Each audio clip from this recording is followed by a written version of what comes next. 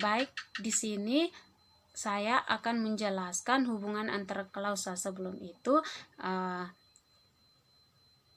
kita menjelaskan hubungan antar klausa, kita tahu apa itu klausa. Nah, menurut Krida Laksana tahun 2001 menjelaskan bahwa klausa adalah satuan gramatika berupa kelompok kata yang sekurang-kurangnya terdiri dari subjek dan predikat dan mempunyai potensi untuk menjadi kalimat. Nah, yang dimaksud dari Krida Laksana itu sebuah kalimat harus mempunyai atau sekurang-kurangnya harus mempunyai subjek atau predikatnya. Nah, yang kedua, menurut Cair tahun 2007 dapat dibedakan menjadi dua, yaitu klausa bebas dan klausa terikat. Yang dimaksud dari klausa bebas adalah klausa yang mempunyai unsur yang lengkap, sekurang-kurangnya memiliki subjek atau predikat. Nah, yang dimaksud dari unsur bebas ini hampir sama dengan menurut Krida Laksana. Itu sebuah kalimat harus mempunyai subjek atau predikat. Contohnya itu seperti ibu memasak di dapur. Nah, subjeknya itu adalah ibu dan predikatnya itu adalah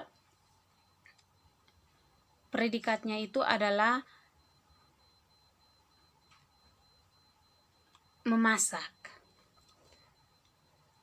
Nah, yang kedua, klausa terikat. Nah, klausa terikat itu hanya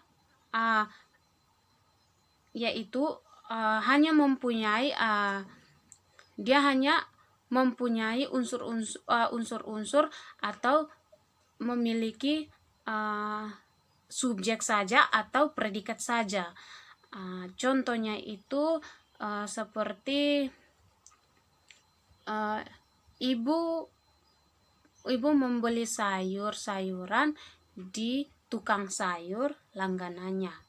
Nah, klausa terikatnya itu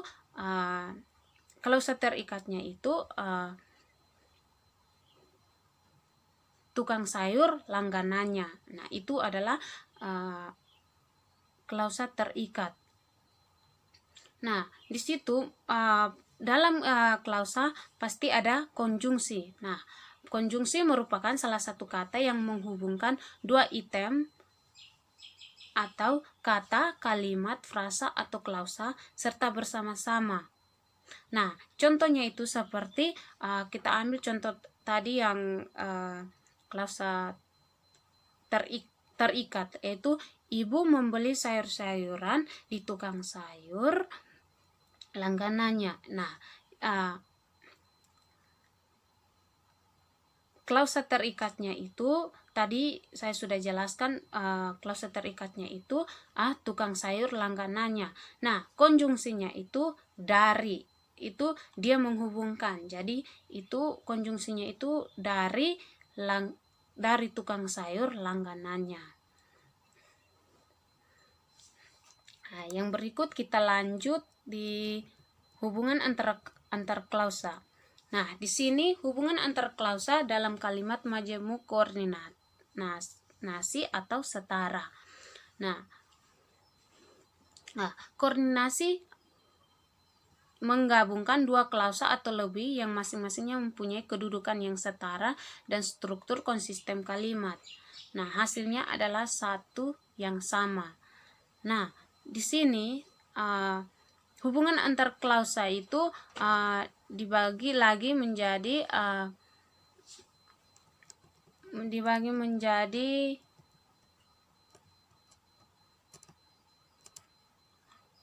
menjadi dua. Yang pertama itu hubungan antar klausa yang tidak menyangkut satuan yang membentuk hierarki karena klausa yang satu bukanlah konsisten dari klausa yang lain. Nah, secara di gramatik hubungan ini dilihat dalam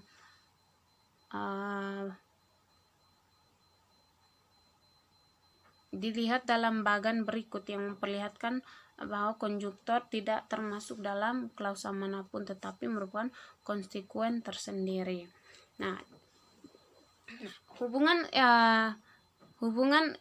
semantis antar klausa dalam kalimat majemuk setara. Nah, itu yang pertama itu adalah hubungan penjumlahan. Nah, hubungan penjumlahan di sini adalah hubungan yang menyatakan penjumlahan atau gabungan kegiatan, keadaan, peristiwa, atau proses. Hubungan ini ditandai oleh koordinator. Koordinator itu seperti dan, serta, atau baik maupun. Kadang-kadang koordinator bersifat mana suka, yaitu boleh dipakai dan boleh tidak.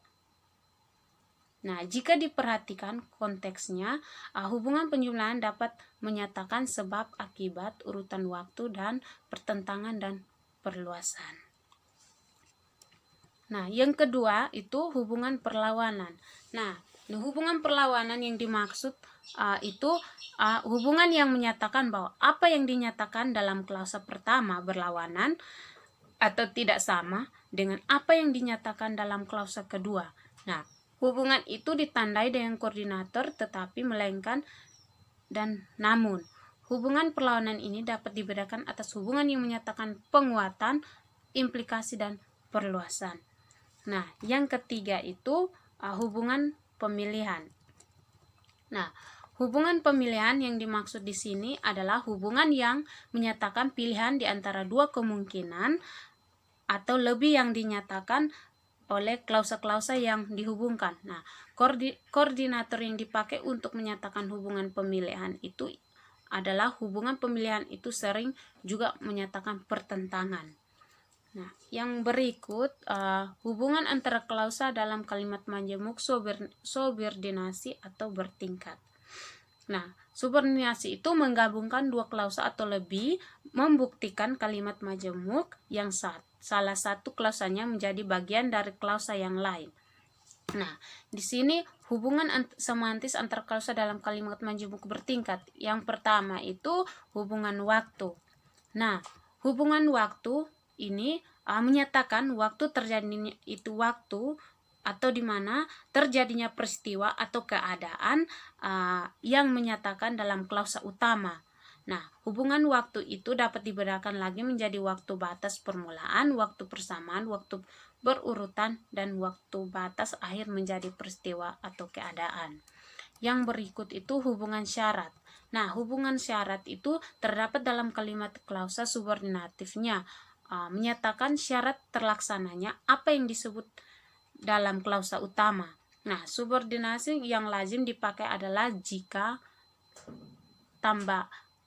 jika atau jikalau, kalau, dan asalkan. Nah, di samping itu subordinasi klausa apa? Itu berarti subordinasinya itu kita bisa menambahkan bila dan atau bila mana juga dipakai jika syarat itu bertalian dengan waktu.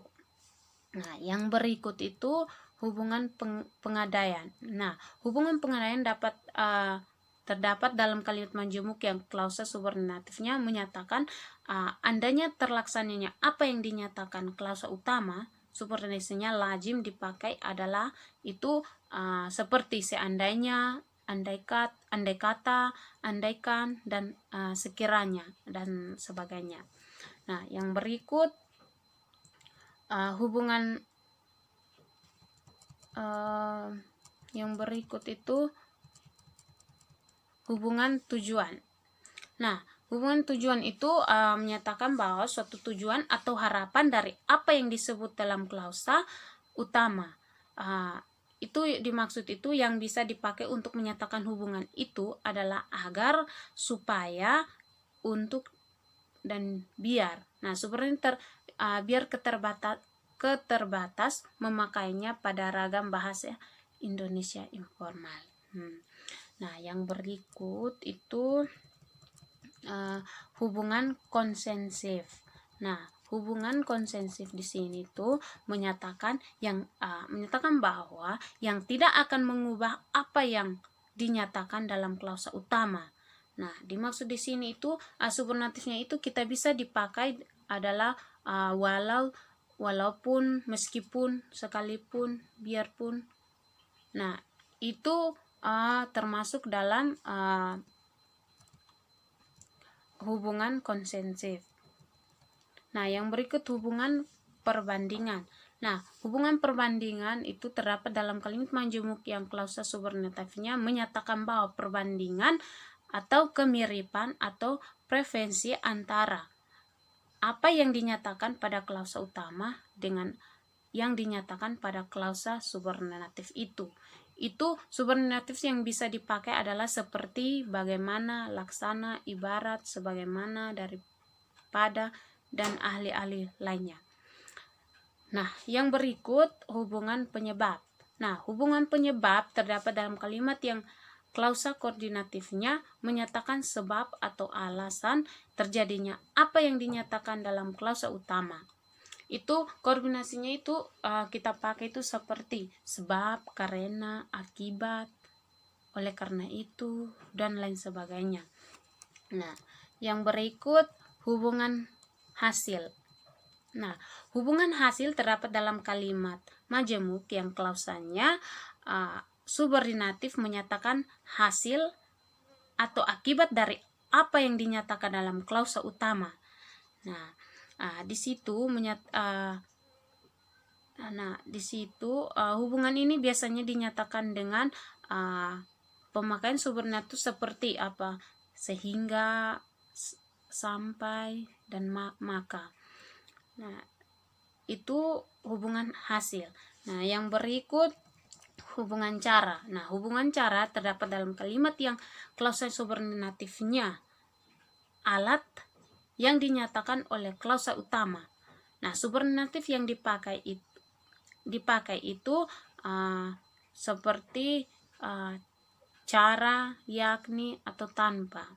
Nah, itu dari hubungan cara.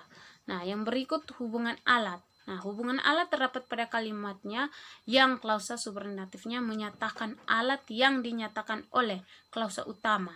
Nah, subordinatif yang dipakai itu sama dengan yang dipakai untuk hubungan cara, yaitu dengan dan tanpa atau lain sebagainya. Yang berikut hubungan komplementasi. Nah, dalam hubungan komplementasi, klausa subordinatif melengkapi apa yang dinyatakan oleh verbal atau klausa utama atau oleh nominal subjek, baik dinyatakan maupun tidak subordinator yang sering dipakai adalah itu dipakai itu seperti bahwa atau lain sebagainya. Itu adalah hubungan komplementasi. Nah, yang berikut hubungan atributif. Hubungan atributif ditandai oleh subordinatif yang ada dua macam hubungan atribut. Itu yang pertama itu restriktif dan takrestriktif. Nah, hubungan atributif restriktif dalam hubungan seperti ini, klausa relatif membatasi makna dari nomina yang diterangkannya. Nah, yang berikut hubungan atributif yaitu takrestriktif berbeda dengan klausa yang takrestriktif hanyalah memberikan sekadar tambahan mendahulunya. Nah, yang berikut itu hubungan perbandingan. Nah, hubungan perbandingan terdapat dalam kalimat majemuk bertingkat yang klausa subordinatifnya dan klausa utamanya mempunyai unsur yang sama tarafnya. Itu dibagi menjadi dua. Yang pertama itu hubungan ekuatif. Nah, hubungan ekuatif itu hubungan ekuatif muncul bila hal atau unsur pada klausa subordinatif dan klausa utama yang diperbandingkan sama tarafnya. Nah, yang kedua itu hubungan komparatif. Nah, hubungan komparatif muncul bila hal atau unsur pada klausa subordinatif dan klausa utama yang diperbandingkan berbeda tarafnya.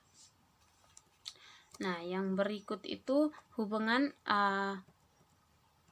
optatif. Nah, hubungan optatif terdapat dalam kalimat majemuk yang bertingkat yang klausa utamanya menyatakan harapan agar apa yang dinyatakan dalam klausa subordinatif dapat terjadi. Nah, subordinatif digunakan dalam kalimat yang mengungkapkan hubungan optatif itu ialah semoga atau moga-moga dan mudah-mudahan. Inilah presentasi dari kelompok kami. Berikutnya kami berikan kesempatan kepada teman-teman untuk bertanya. Sekian dan terima kasih.